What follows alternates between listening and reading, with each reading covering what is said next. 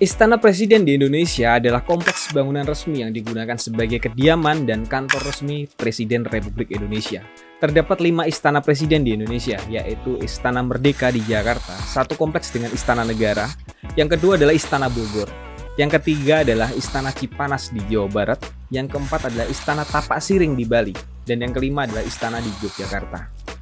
Keempat dari Istana Negara ini adalah peninggalan Belanda. Terdapat satu istana yang dibangun oleh bangsa ini, yaitu adalah Istana Tapak Siring di Bali. Yang menjadi pertanyaan saya, Indonesia sudah 79 tahun merdeka, hampir 1 abad, tapi masih menggunakan istana peninggalan Belanda. Ini benar-benar membuat saya bertanya-tanya. Dari kesabaran bangsa ini yang sudah sangat-sangat sabar, 79 tahun menggunakan istana negara second warisan penjajah, dan akhirnya sebentar lagi kita mempunyai istana baru yang agak lain. Nanti kita bahas di akhir video. Yang paling penting kita intro dulu.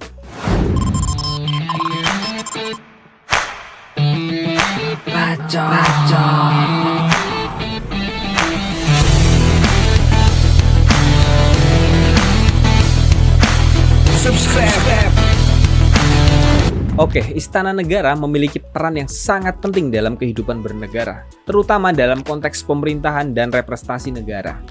Secara garis besar, Istana Negara memiliki beberapa fungsi utama, seperti kantor presiden, tempat upacara kenegaraan, simbol kedaulatan negara, dan warisan budaya.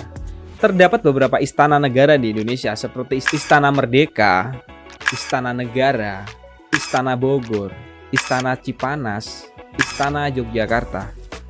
Ini adalah istana peninggalan para penjajah Belanda, dan terdapat Istana Merdeka dan Istana Negara, 2 tempat penting bagi pemerintah Republik Indonesia.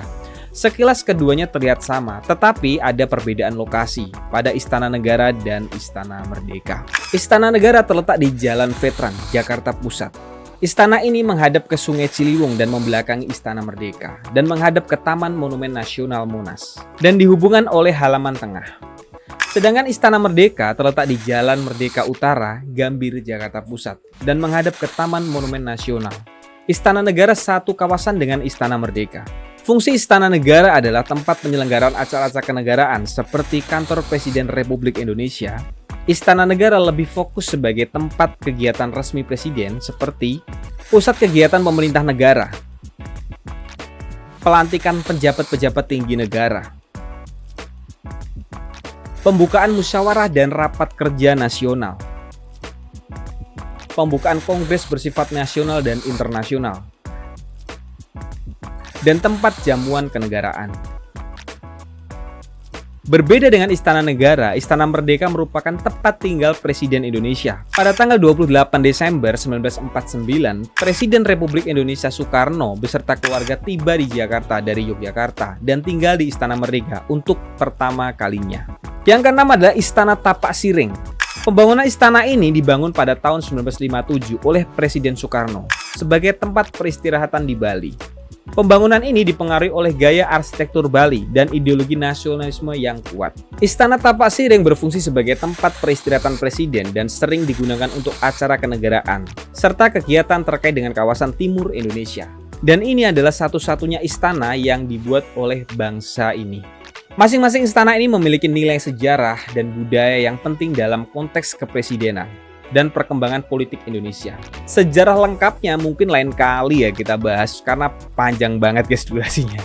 Oke, selanjutnya kenapa bangsa ini selama 79 tahun hanya membangun satu istana negara, padahal banyak tamu negara dari negara lain yang disambut di Istana Negara. Dan desain bangunan Istana Negara benar-benar kurang menjelaskan tentang kehebatan bangsa ini dan budaya bangsa ini. Bagaimana ya jika tamu kenegaraan dari Belanda yang pada zaman dulu menjajah bangsa Indonesia malah menjelaskan tentang desain Istana Negara Indonesia? Pastikan lucu banget ya guys. Tapi terdapat alasan-alasan di balik penggunaan bangunan-bangunan istana bekas penjajahan Belanda untuk berbagai keperluan kenegaraan dan pemerintahan setelah kemerdekaan adalah: yang pertama, sebagai warisan infrastruktur yang ada, mulai dari kondisi bangunan. Banyak istana dan gedung dibangun oleh pemerintah kolonial Belanda berada dalam kondisi yang sangat baik dan telah terawat dengan baik. Menggunakan bangunan ini mengurangi kebutuhan untuk membangun infrastruktur baru di awal. Dan secara fungsionalitas, bangunan-bangunan ini sudah dirancang untuk fungsi-fungsi kenegaraan dan pemerintahan, sehingga mereka memenuhi banyak kebutuhan yang diperlukan untuk operasional kepresidenan. Selanjutnya yang kedua, efisiensi ekonomi. Menggunakan bangunan yang sudah ada dapat menghemat biaya. Pembangunan gedung baru memerlukan biaya yang sangat besar, baik untuk konstruksi maupun perawatan. Pemanfaatan bangunan yang ada adalah cara yang lebih ekonomis, terutama dalam situasi ekonomi pasca kemerdekaan. Tapi kenapa selama 79 tahun baru bisa bikin istana negara? Yang ketiga adalah sejarah dan identitas. Simbol sejarah.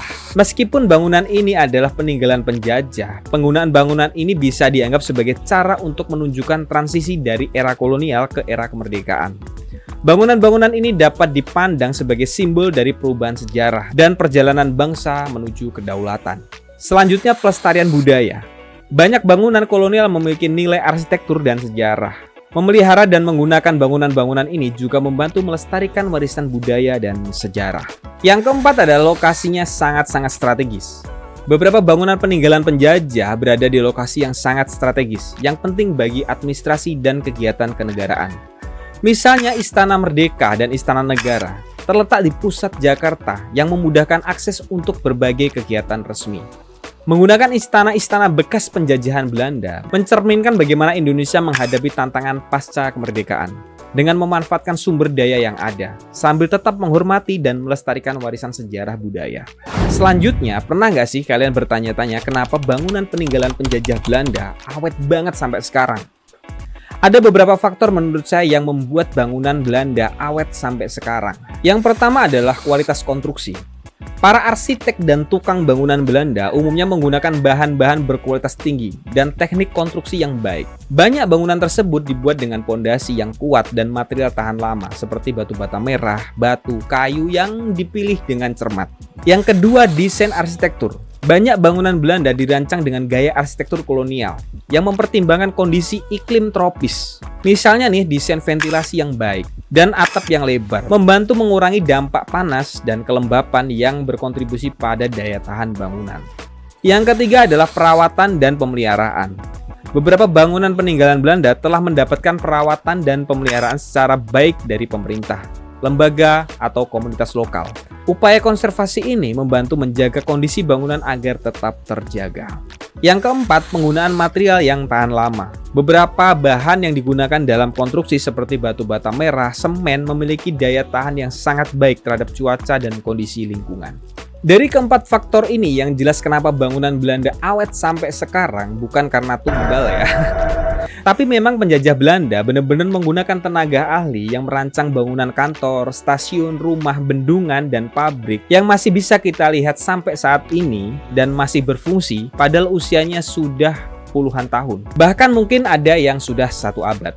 Selama masa penjajahan Belanda di Indonesia, banyak arsitek Belanda yang memainkan peran penting dalam pembangunan infrastruktur di Indonesia. Beberapa arsitek terkenal yang berkontribusinya adalah yang pertama adalah Thomas Karsten, 1884 sampai 1945. Karsten adalah seorang arsitek dan perancang kota Belanda yang sangat berpengaruh dalam perkembangan kota-kota di Indonesia, termasuk Semarang, Surakarta, dan Bandung. Ia dikenal dengan pendekatannya yang memperhatikan kebutuhan sosial dan budaya masyarakat setempat. Yang kedua adalah Insinyur FJL Gisel, 1882 sampai 1947. Gisel adalah seorang arsitek dan insinyur yang merancang banyak bangunan penting di Indonesia, termasuk gedung-gedung perkantoran, stasiun kereta api, dan bangunan-bangunan publik. Salah satu karya terkenalnya adalah Stasiun Tawang di Semarang. Yang ketiga adalah Henry Maclean Port, 1884 sampai 1971. Port adalah arsitek Belanda yang terkenal dengan desain arsitektur yang menggabungkan elemen-elemen tradisional Indonesia dengan gaya arsitektur Barat. Salah satu karyanya yang terkenal adalah Kampus Institut Teknologi Bandung atau ITB. Yang keempat adalah J. Geber. Ia adalah arsitek di balik desain Istana Merdeka, dahulu disebut Palais de Koningsplein di Jakarta. Merupakan salah satu bangunan paling ikonik di era kolonial. Yang kelima adalah Edward Corpus, 1859 sampai 1927. Sesepuh dari arsitek terkenal Pert Corpus, Edward Corpus mendirikan biro arsitek yang banyak menghasilkan desain bangunan di Hindia Belanda, termasuk di Indonesia. Arsitek-arsitek ini memainkan peran penting dalam membentuk landscape perkotaan di Indonesia selama penjajahan Belanda. Mereka merancang berbagai bangunan publik infrastruktur dan perumahan yang masih berdiri dan digunakan hingga saat ini. Setelah bangsa Indonesia maju, berkembang, dan sebentar lagi bangsa ini mempunyai istana kepresidenan yang baru di IKN. Yang membuat saya bangga dengan istana baru ini adalah desainnya. Istana negara pada umumnya pada setiap negara menggunakan gaya desain klasik dengan tiang-tiang yang besar dan tinggi, kubah, ukiran, dan gaya desain seperti pada cerita dongeng. Tapi jika kita lihat desain istana Garuda di IKN, terlihat agak lain ya guys.